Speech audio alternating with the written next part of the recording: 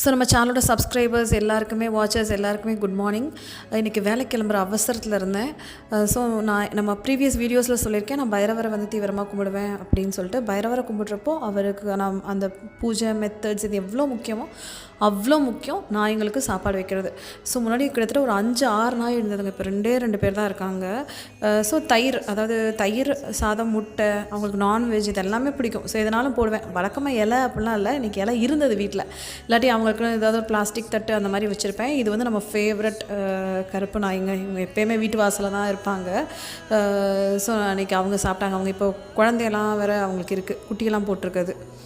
அப்புறம் காலையில் வேலைக்கு போகிற அவசரத்தில் நான் எனக்கு நானே தோசை ஊற்றிக்கிட்டேன் இன்றைக்கி.